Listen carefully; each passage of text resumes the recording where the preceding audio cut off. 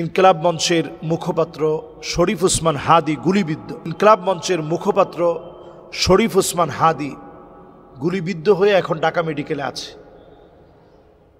আজকে জুমাবার, শুক্রবারের মতো একটা বারে চিন্তা করেন আমরা কত অনিশ্চিত একটা ভবিষ্যতের দিকে হাঁটছি।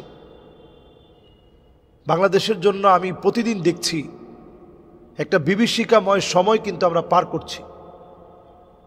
সময়টা কত ভয়াবহ হতে পারে এই জাতির জন্যে। ইস্তিগফাফাম বিদ্দাম, এই হাদিকে গুলি করার অর্থ হচ্ছে কেমন যেন একটা সংঘাত বাড়িয়ে তোলা। তফসিল ঘোষণা করার পরে কে বা কারাই কাজ করছে, যারা বাংলাদেশের প্রতিনিয়ত বাংলাদেশের সুন্দর পরিবেশকে তারা ধ্বংস করতে চায়।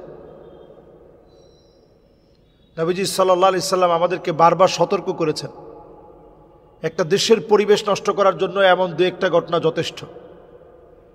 নির্বাচনের তফসিল ঘোষণা করার পর নির্বাচনকে বানচাল করার জন্য এমন দু একটা ঘটনাই যথেষ্ট।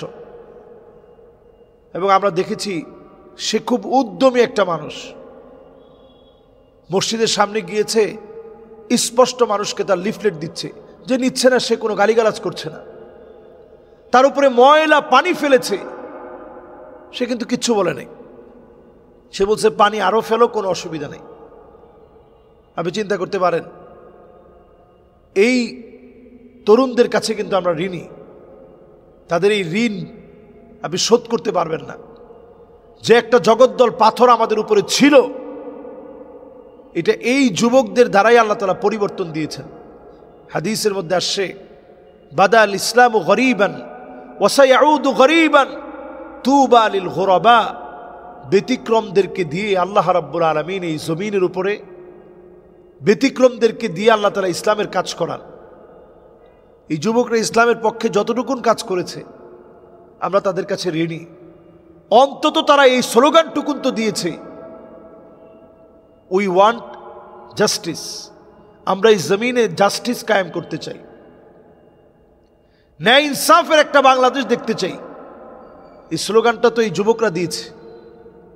সুতরাং অনতি বিলম্বে এই সময়ও কেন হামলা হয়েছে, এটাকে অবশ্যই তদারকির আওতায় এনে সূক্ষ্ম তদন্ত করে এর বিচার বাংলাদেশে নিশ্চিত করতে হবে, যাতে করে হাদির মতো আর একটা ছেলেকেও, যারা স্বপ্নবাজ, স্বপ্ন নিয়ে বাংলাদেশকে নতুন করে সাজাতে চায়, এই ছেলেদের স্বপ্ন ভাঙতে দেওয়া যাবে না।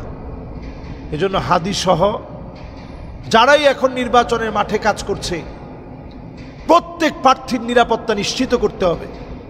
এখানে সন্ত্রাসী কর্মকাণ্ড যদি আপনি দেখান, এই জাতির কাছে আপনি সন্ত্রাসী হিসেবে চিহ্নিত হবেন।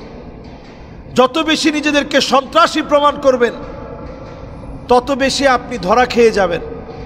এখনকার বাংলাদেশ ভিন্ন চিত্রের বাংলাদেশ। নবীজি হাদিসের মধ্যে বলছেন, উকরিমার রাজুলু মাখাফাতা শাররিহি। এমন একটা সময় আসবে, মানুষ হয়তো আপনারে দেখাবে সম্মান করতেছি, কিন্তু আসলে মূল জায়গায় গিয়ে কিন্তু আপনার পিছনে থাকবে না। মাখাফাতা শাররিহি, কারণ আপনার গুন্ডামি থেকে বাঁচার জন্য হয়তো সামনে দেখলে বলবে ভাই আপনার সাথে আছি, কিন্তু লোকেরা আসলে আপনাকে চায় না। কারণ আপনার গুন্ডামি, চাঁদাবাজি, রাহাজানি, ছিনতাই, আপনি লম্পট, চরিত্রহীন হওয়ার কারণে মানুষ আপনাকে পছন্দ করে না। এই জন্য নতুন সংস্কারের বাংলাদেশে আমরা নতুন সংস্কার দেখতে চাই। এ জাতীয় কর্মকাণ্ডের তীব্র প্রতিবাদ আমরা করছি। হাদি আমাদের পক্ষের কথা বলে, হাদি আমাদের বিপ্লবের পক্ষের কথা বলে, আলেমদের পক্ষের কথা বলে, মুসলমানদের পক্ষে কথা বলে। তাদের টুকটাক যে ছোট ভুলগুলো আছে সেগুলো আমরা সময় মতো ধরিয়ে দিব।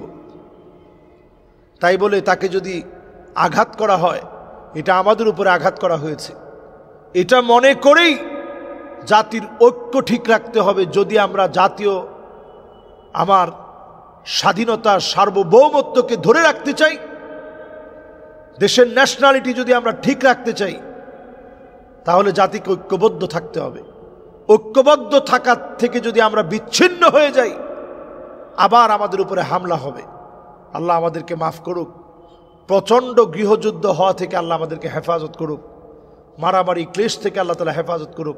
আল কাতিল ওয়াল মাকতুল কিলাহুমা ফিন্নার। এক্ষেত্রে যদি একজন আরেকজনকে এরকম মারামারি শুরু করেন, মারতে থাকেন, আপনারা জাহান্নামের দিকে চলে যাবেন।